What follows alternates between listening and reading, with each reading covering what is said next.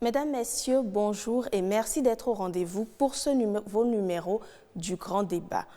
Les vacances ont officiellement démarré au Bénin et dans bien d'autres pays. C'est l'occasion pour certains parents d'inscrire leurs enfants au cours de vacances initiées afin de mieux les préparer à aborder l'année suivante. La pratique est toutefois fustigée par d'autres. C'est deux thèmes que nous allons débattre dans ce studio déjà avec moi, mes invités, M. Benito Koukboronsi. Bonjour madame. Bonjour et merci d'avoir accepté notre invitation. Merci bien. Vous êtes psychologue et vous intervenez beaucoup plus dans le domaine éducatif. Oui. D'accord. Avec vous, un enseignant dans ce studio, M. Félicien Corinto. Bonjour. Bonjour madame. Merci d'être avec nous. Merci. Alors, je vais demander à mes invités déjà quelle appréciation vous faites des cours de vacances en tant qu'éducateur. Monsieur Koukboronsi. Merci bien une fois pour ce plateau que vous nous offrez pour débattre des sujets tels que les vacances en milieu scolaire et les cours de vacances qui s'en suivent. Déjà, je peux dire que lorsqu'on prend les vacances, c'est un moment où les enfants ont le plaisir de se reposer. Maintenant, cumuler au cours de vacances, je crois que c'est un sujet à débattre. Et pour ma part, je pense que il reste à voir. Je ne pourrais pas dire automatiquement ou systématiquement que l'acte d'inscrire l'enfant pour les cours de vacances, c'est une mauvaise chose. Mais au cours du débat, on va voir si c'est vraiment ça ou pas. Ok, Monsieur Corinto, votre appréciation des cours de vacances. Merci madame pour le plateau offert pour ce débat.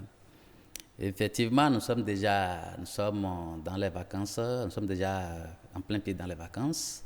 Et ces vacances, généralement, c'est une période de l'année où toute activité pédagogique et académique est interrompue, où les acteurs en charge de l'éducation aussi prennent congé des classes pour se reposer.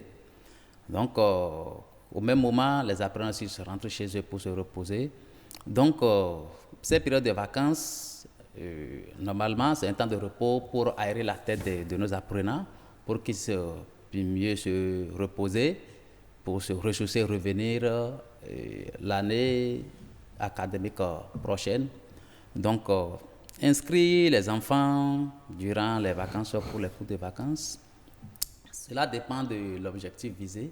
Soit c'est pour rehausser les niveaux, les imprégner dans les nouvelles notions à acquérir afin de mieux s'acquérir pour la rentrée prochaine. Ou bien un enfant recalé, un enfant qui n'a pas pu tirer son épingle du jeu, peut-être c'est améliorer son niveau, corriger, et cet arrêt, effectivement, le préparer aussi pour affronter la rentrée académique prochaine. Justement, ce sont les enseignants qui organisent ces cours pour la plupart. Donc, on se demande si c'est dû à une carence que vous avez peut-être observée. Une carence qu'on a observée, pas forcément. Les cours de vacances, en réalité, c'est l'opportunité pour un apprenant, s'il est un enfant recalé, c'est-à-dire un enfant qui n'a pas atteint le niveau de performance requise pour entrer dans une classe supérieure, un enfant qui devrait normalement reprendre une classe. Normalement, ça devrait être une opportunité pour lui de remédier à cet art, de corriger cet art, de corriger ses carences, sûrement au cours de l'année. S'il a eu des difficultés dans une matière donnée, c'est le moment pour lui de les corriger, de rehausser son niveau, et de mieux se préparer pour reprendre la classe pour commencer la rentrée académique prochaine. De même pour un enfant admis en classe supérieure, c'est le moment pour lui de s'imprégner des nouvelles notions à rencontrer au début de l'année académique prochaine pour ne pas paraître nouveau. Pour mieux débuter l'année, c'est l'opportunité pour lui de s'immerger de ces nouvelles notions-là pour mieux démarrer la rentrée académique prochaine. Donc, tout dépend de l'objectif visé. D'accord. Justement, nous avons les spécialistes comme les psychologues qui recommandent un repos total pendant cette période.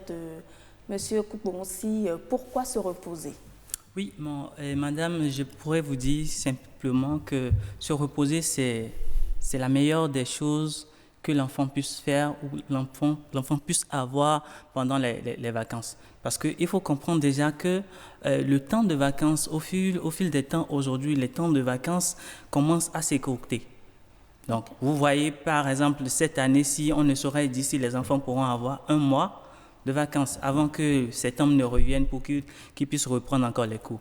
Donc, quel temps les enfants ont de façon concrète pour pouvoir se reposer? Et je m'en vais dire que l'acte d'inscrire l'enfant pour les cours de vacances, ce n'est pas une mauvaise chose. D'accord? Mais quel est le bilan qui a été effectué? Quel est le bilan qui a été fait de l'année précédente? Donc, c'est le moment plus que jamais pour le parent de faire asseoir l'enfant pour voir qu'est-ce qui ne va pas, qu'est-ce qui n'a pas marché durant l'année écoulée. Discuter avec l'enfant, relever les défis ou le challenge que l'enfant n'a pas pu relever, ou du moins, oui, que l'enfant n'a pas pu surmonter pour pouvoir voir qu'est-ce qui lui a manqué durant toute cette année-là. Il arrivera que peut-être vous allez au cours de cette discussion constater que la série ou l'option que votre enfant est en train de faire n'est pas la meilleure option ou la meilleure série pour votre enfant. Mais si vous ne faites pas ce bilan-là avec l'enfant, si vous ne prenez pas le temps de l'observer dans une autre activité, vous ne pourrez pas déceler cela. Vous ne pouvez pas faire ce bilan et savoir vraiment ce qui ne va pas chez votre enfant. Ce qui voudra dire quoi? À la fin, vous allez inscrire l'enfant. Et ce qu'on constate le plus souvent, c'est les enfants qui profitent de ces vacances-là pour faire autre chose. Vous pensez bien que votre enfant est allé au cours de vacances, mais en réalité, ils ne sont jamais allés au cours de vacances. Ils sont partis juste pour se divertir, encore en gaspillant votre argent. Pourquoi ne pas profiter de ce temps-là, inscrire l'enfant directement dans un cours parascolaire ou une activité parascolaire qui pourra lui permettre de développer une autre aptitude que vous ne connaissez pas en lui. D'accord. Donc, nous avons suivi vos explications. Est-ce à dire que les cours de vacances ne sont pas systématiquement mauvais lorsque on prend le temps d'analyser la situation? Lorsque vous prenez le temps d'analyser une situation ou cette situation, d'accord, vous allez peut-être constater que votre enfant n'a pas besoin d'aller au cours de vacances. D'accord? Peut-être il arrivera, là où peut-être moi je dirais que on peut aider l'enfant. Dans ce sens, c'est que vous imaginez un enfant qui doit aller à l'examen l'année qui suit. Vous vous asseyez avec cet enfant, vous faites le bilan, vous voyez les matières dans lesquelles cet enfant-là est meilleur. Les matières dans lesquelles il n'est pas meilleur, vous essayez de compenser son déficit en ces matières-là. C'est vrai que chez nous, en Afrique et au Bénin particulièrement, on constate que lorsque le gouvernement élabore un curricula pour l'enfant, c'est-à-dire il doit faire la mathématique, la SPCT, ainsi de suite, l'enfant doit le faire du début jusqu'à la fin. Mais dans des pays qui sont développés, vous voyez des parents qui disent « mon enfant ne fera pas telle matière, mais il fera telle matière ». Parce que nous avons un objectif à accompagner l'enfant là, ou du moins l'enfant a un objectif pour lequel on veut l'accompagner dans sa réussite. Donc, en fonction de cela, les psychologues ou les accompagnateurs, les psychopédagogues, les éducateurs spécialisés et plus encore les spécialistes en sciences de l'éducation peuvent déjà identifier avec le parent et l'enfant quelles sont les orientations futures que l'enfant veut emprunter et quelles sont les matières que l'enfant doit pouvoir aborder. Donc, vous convenez donc sur ce sens avec moi que lorsque vous amassez ou vous permettez à l'enfant d'amasser assez de matière, à un moment donné, il va falloir s'asseoir, lui permettre de se reposer, faire le bilan et mieux le réorienter. Mais si vous ne le faites pas, systématiquement, vous l'inscrivez pour les cours de vacances, c'est tout comme si vous êtes en train de mettre l'enfant dans un système de bourrage. À un moment donné, il ne saura plus faire la différence entre ses passions, ses objectifs et puis comment y arriver. D'accord. Justement, Monsieur Corinto, il faut faire un travail au préalable. Mais on se rend compte que les parents ne le font pas toujours et les enseignants. Est-ce qu'à votre niveau, vous tenez compte de certaines réalités ou est-ce qu'il faut juste faire une programmation qu'il faut suivre de façon machinale? Normalement, c'est le travail qui devrait être fait. Mais généralement, chez nous au Bénin, ça ne se fait pas. Par exemple, normalement, les cours de vacances doivent corriger une situation au niveau de l'apprenant, répondre à un besoin de l'apprenant. Normalement, pendant les vacances, on devrait parler d'une éducation spécifique, c'est-à-dire chaque apprenant avec son problème. Mais ce qu'on constate généralement chez nous, on met tout le monde ensemble. C'est comme dans un marché, chacun vient faire ce qu'il veut. Mais quand chacun vient, il n'est pas là pour... chacun est là pour ses besoins, chacun ce qu'il veut payer. Normalement, on doit aborder les cours de vacances avec chaque apprenant en ayant une statistique claire des besoins de l'apprenant. Je prends un exemple, un enfant qui est très doué en mathématiques, dans les sciences par exemple, mais qui ne répond pas très bien en littérature. Normalement, l'enseignant doit savoir que voilà, cet apprenant a besoin d'un coup de main en littérature. Cet apprenant a besoin de rehausser son niveau en littérature parce qu'en sciences, il est déjà au point. Vice versa, si l'enfant a besoin des sciences pour évoluer peut-être durant l'année, il a eu des difficultés en mathématiques et dans les sciences, en français, dans la littérature, il est bien. Il urge que l'enseignant se rapporte de l'élève, l'apprenant pour discuter de ses besoins réels. Mais pendant le cours de vacances, ça ne se fait pas. On met tout le monde ensemble. Et puis, finalement, à la fin, c'est devenu encombrant pour ceux qui n'en ont besoin. Tu peux inscrire ton enfant à tes cours de vacances, mais finalement, ça ne va pas profiter à l'enfant parce qu'il n'y a pas une analyse claire des besoins de l'enfant. Il est venu s'inscrire, il est avec les doués, il est avec ceux qui ont un niveau moyen ou bien ceux qui ont un niveau tellement faible. Tout le monde est mélangé alors que chaque enfant est là avec ses besoins spécifiques. Ce que devrait faire normalement chaque enseignant. Okay. Mais puisque c'est un moment court, parce que pendant toutes les vacances, durant les vacances, les cours de vacances ne couvrent pas précisément toute la période, soit c'est un mois, une semaine. Il y a d'autres établissements où les gens en abusent, ils vont jusqu'à 2 mois et demi, ce qui n'est pas conseillé, parce que les vacances aussi, le législateur sait pourquoi il a mis les vacances là, il a consacré un moment de repos pour les apprenants. Donc normalement pour un enfant, par exemple, je dis toujours, pour un enfant par exemple qui est recalé, un enfant qui doit vraiment reprendre une classe, sûrement il a eu des difficultés. Tout ce qu'on a fait pendant 9 mois, il n'a pas pu tirer son épingle du jeu. Normalement, cet enfant devrait s'inscrire. S'il devrait s'inscrire pour les cours de vacances, c'est pour des cours de renforcement. On doit savoir là où ça ne va pas. Justement, ce sont les enseignants qui organisent ces cours. Donc, on se demande, est-ce qu'il n'y a pas une faille dans le système à votre niveau? Dire qu'il y a une faille dans le système au niveau de l'enseignant, c'est trop facile de le dire. Je prends un exemple par exemple. Durant les cours de vacances, l'enseignant a un laps de temps avec des notions enseignées. Mais ne lui demandez pas de... Je prends l'exemple d'un enfant qui est en classe de 4e, par exemple, qui s'inscrit pour les cours de vacances en classe de 4e. Il est nouvellement passé en 4e. Ne demandez pas à un enseignant mathématique d'aller passer tout le temps pour aller réévaluer l'enfant pour des notions de la classe de 6e. Parce qu'il a un laps de temps à faire. Il a aussi un programme à exécuter pour les 1 mois ou bien pour les 1 mois et demi. Donc, souvent, là où se trouve le problème, généralement dans les classes, durant l'année, les programmes ne sont pas, toutes les séquences des programmes ne sont pas achevées. Okay. Il y a, soit ce n'est pas les grèves, avant c'était les grèves, maintenant on a remédié à ça, soit c'est le temps consacré pour les exigences des activités pédagogiques qui est insuffisant. Donc, avant la fin de l'année, tous les programmes ne sont pas achevés, surtout dans les classes intermédiaires, où l'élève passe d'une année à une autre, mais en laissant des notions derrière, des matières derrière, des parties du programme non exécutées qui constituent des tas pour l'élève. Et arriver dans une classe d'examen, cela peut constituer un handicap pour son succès, parce qu'il a laissé des tas derrière lui. Ce que les cours de vacances ne résolvent pas. Normalement, les cours de vacances doivent tenir compte des besoins spécifiques de l'enfant pour aller revoir ces notions qu'on a oubliées derrière. Mais puisque c'est 1 mois, je suis là pour faire 1 mois avec l'élève, voilà, j'ai un programme fixe à exécuter, je m'occupe de mon programme. Et dans ce sens, les cours de vacances n'arrangent pas les enfants, c'est une surcharge. D'accord. Alors tout à l'heure, vous avez parlé de la périodicité, justement. Est-ce qu'il y a un laps de temps ou une certaine période qu'il faut respecter pour pouvoir avoir des résultats, pour ne pas surmener l'enfant? Déjà, il faut dire que c'est inadmissible qu'un enfant finisse aussitôt l'année scolaire et que 2 semaines après, vous l'inscrivez pour les cours de vacances. Pour 2 mois. Pour 2 mois ou pour une durée donnée. L'enfant doit prendre le temps. Le bilan dont il s'agit de faire avec les enfants, ce n'est pas un bilan d'1 semaine après l'année scolaire. Ce n'est pas un bilan de 2 semaines.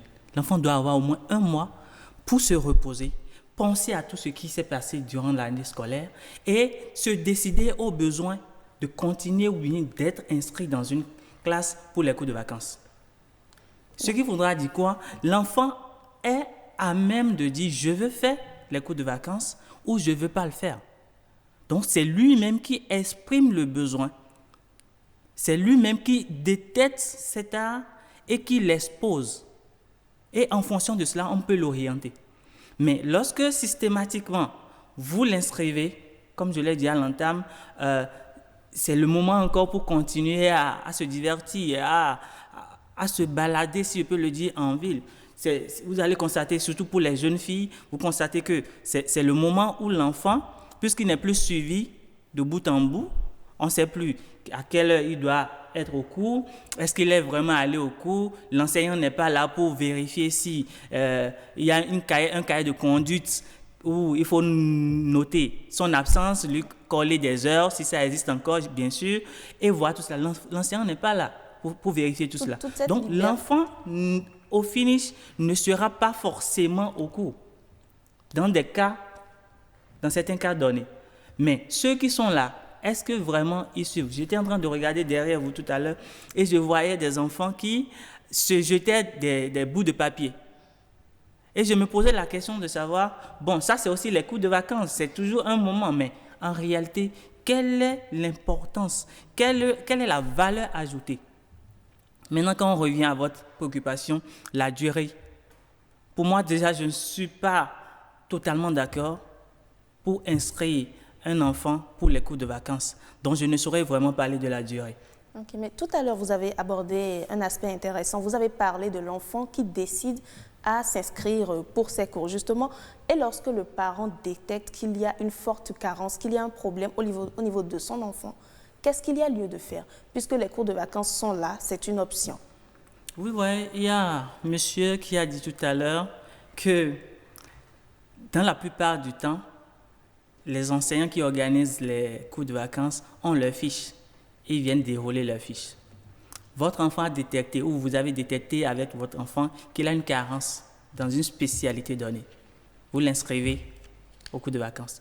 Est-ce là dire qu'une fois que vous l'avez inscrit dans cette spécialité, bien pour les cours de vacances, l'enfant pourra vraiment, ou votre attente sera vraiment comblée? Donc cela varie en fonction de l'enfant, de l'apprenant? En réalité, ça varie, ou du moins ça dépend du système mis en place.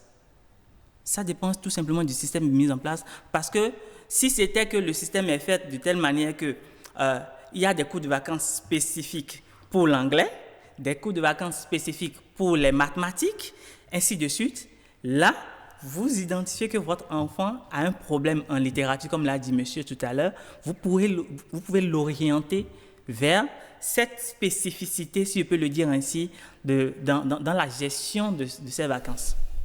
Mais ce n'est pas le cas. L'enfant fera toutes les matières. Et comme je l'ai dit aussi, c'est que si vous inscrivez votre enfant, est-ce que vous êtes à même peut-être de dire, ok, mon enfant ne viendra pas les lundis parce que vous faites les cours de mathématiques les lundis.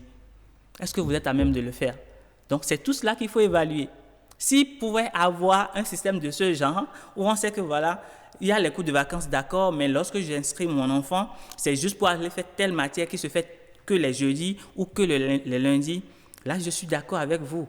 Je pourrais dire voilà, ça l'enfant va vraiment pour relever un défi, pour combler un vide qu'il y a en lui. D'accord. Voilà. Alors monsieur Corinto, lorsque vous observez un peu, quand vous faites le bilan, est-ce que vous avez l'impression que ces enfants-là, ces apprenants qui ont suivi les cours de vacances ont quelque chose de plus que les autres? Ça dépend du type d'apprenants que nous avons. D'accord. Ça dépend de leur niveau d'instruction, de leur niveau d'instruction également. Je prends un enfant qui est vraiment toujours un enfant qui a la tête pleine, un enfant doué ou surdoué, si je peux m'exprimer ainsi. Il vient faire les cours de vacances. Il y a des enfants, ils sont déjà au point. Tu vas bien les retrouver en littérature comme en sciences. Il n'y a pas de problème à ce niveau-là. Ils vont bien assimiler. Il y a des enfants qui ne sont ni bons en littérature, ni bons en sciences. Et déjà, les parents aussi en sont déjà conscients. Puisque lorsque j'ai mon enfant, il a fini le premier trimestre de l'année écoulée, j'ai vu son bulletin. En mathématiques, ça ne va pas bien, en sciences, ça ne va pas. Deuxième bulletin arrive le second trimestre, même chose. Je remarque qu'il n'y a pas trop d'efforts. Quand on calcule la moyenne des mathématiques et des sciences, il n'a pas atteint le niveau requis par le législateur, moins 10 sur 20. littérature aussi, peut-être si c'est en littérature, on ne sait jamais. Déjà, en tant que parent, je dois déjà commencer par me poser des questions. Mais qu'est-ce que mon enfant est en train de faire? Qu'est-ce qui ne va pas à son niveau? Quel genre de problème a-t-il? Mais aujourd'hui, souvent, les parents laissent tout le travail à un répétiteur ou bien au professeur et ils ne manifestent aucun regain d'intérêt pour l'étude des enfants. Soit ils sont là, c'est pour courir aller chercher de l'argent, l'argent. Et puis les enfants, on leur confie uniquement au professeur ou au répétiteur de la maison. Voilà que c'est les parents qui connaissent mieux les enfants, c'est les parents qui l'ont éduqué, qui maîtrisent mieux l'enfant que le professeur qui intervient dans la classe. Parce que supposons qu'un professeur qui a peut-être 50, 40, 50 élèves devant lui ne peut pas passer tout son temps pour parler à tous les apprenants. Donc, déjà, une fois que j'ai déjà le résultat du premier trimestre, deuxième trimestre, j'ai les 2 bulletins là, je dois déjà m'interroger. Qu'est-ce qui ne va pas au niveau de l'enfant? C'est pourquoi je dis toujours, normalement, pendant les vacances, on doit avoir une éducation spécifique. On ne doit pas mettre tout le monde ensemble. D'accord, justement, c'est un problème important, vous l'avez abordé. Ça peut conduire à une sorte de surménage chez l'enfant. Qu'est-ce qu'on peut faire concrètement? Quelles solutions on peut mettre ou quel système mettre en place pour corriger tout cela? Je dirais, pendant les vacances, il faut un calendrier spécifique. Promettre des choses comme l'a dit mon vis-à-vis, déceler les failles de l'enfant, les besoins spécifiques de l'enfant, si c'est en littérature, en sciences. Ce travail va se faire au niveau des apprenants, au niveau des parents d'élèves ou au niveau des enseignants, des organisateurs? À la fois au niveau du parent d'élève et au niveau des enseignants aussi. Parce que déjà que j'ai ces 2 bulletins de notes du premier et du deuxième trimestre, je peux déjà me réjouir, m'inquiéter de son niveau pour voir ce qui ne va pas au niveau de l'enfant. Est-ce que c'est une peur qu'il anime quand il est devant l'épreuve ou bien il n'arrive pas vite à assimiler, il n'a pas le même degré d'assimilation que ses camarades de classe ou bien il a un autre problème particulier. D'accord. Et une fois ce travail fait, on peut savoir comment il faut aider l'enfant pendant les vacances. Maintenant, on doit faire en sorte que les activités pédagogiques durant les vacances ne doivent pas trop empiéter sur le temps de repos de l'apprenant, puisque l'apprenant doit avoir aussi un temps pour laisser son cerveau se reposer aussi. Plus le cerveau va se reposer, plus l'enfant va assimiler. Mais si l'enfant ne se repose pas, il finit à peine 2 semaines après, comme je vois dans certains établissements, directement dit cours de renforcement. Et je me demande si c'est aller rehausser le niveau de l'enfant, corriger cet art. Mais malheureusement, c'est des nouvelles notions qu'on essaie d'inculquer à l'enfant. Et puis, ça prend presque toutes ses vacances. Et du coup, à la reprise, 1 mois, 2 mois, l'enfant est surmené. Et cela a un impact négatif sur son rendement scolaire. D'accord, ce qu'on devrait éviter. Monsieur Koupon, aussi la pratique des activités parascolaires pendant les vacances, justement, est-ce que ça peut avoir un autre effet sur l'enfant? Est-ce que ça peut le rendre paresseux, par exemple? La pratique des activités parascolaires dans les vacances, je dirais que c'est l'idéal. D'accord. Qu'est-ce que ça apporte à l'enfant? Et à l'enfant, ça apporte confort, confiance. Et en plus de ça, ça lui permet de développer certaines qualités certaines aptitudes qui sont restées enfouies durant toute l'année. Donc, pour moi, inscrire l'enfant pour les activités parascolaires au cours des vacances, ce n'est pas à discuter, en fait. C'est vrai qu'on parlera, on dira qu'il n'y a pas les moyens, mais ce n'est pas à discuter parce que vous ne savez pas vraiment ce que l'avenir se fera de votre enfant. Aujourd'hui, nous avons beaucoup de personnes qui, quand même, qui étaient des surdoués ou des meilleurs durant tout leur cursus et ont fini leur université, mais qui n'ont rien sous la main aujourd'hui. Tout à fait. Ou peut-être qui sont obligés d'utiliser du YouTube pour s'auto-former à autre chose. Pourquoi pas ne pas commencer à offrir cette opportunité-là aux enfants depuis leur bas âge, leur permettre de développer leur talent. Et je vous assure, ce serait plus qu'un cadeau que vous offrez aux enfants pendant les vacances. Ok, justement, nous sommes en train d'aller vers la fin de cette émission. Qu'est-ce que vous avez à dire pour conclure l'entretien? Pour conclure l'entretien, moi je dirais, les cours de vacances, oui, mais je préfère que ce soit que et uniquement pour ceux qui doivent aller aux examens l'année qui doivent suivre. Sinon, le reste, c'est le moment pour eux de se reposer, de s'inscrire pour des activités parascolaires et de développer des potentialités qui sont restées enfouies en eux. D'accord, merci à vous. Monsieur Corentin, qu'est-ce que vous avez à dire pour conclure? Oui, pour conclure, je dois dire que les cours de vacances doivent répondre à un besoin spécifique chez l'apprenant. Si tel n'est pas le cas, c'est un chichage pour l'apprenant. Les cours de vacances, une bonne chose certes, mais il faut tenir compte de certaines réalités, faire un certain suivi afin de ne pas conduire l'apprenant à un certain surmenage. C'est tout pour le grand débat de ce jour. Mesdames, Messieurs, merci de nous avoir suivis. À la prochaine.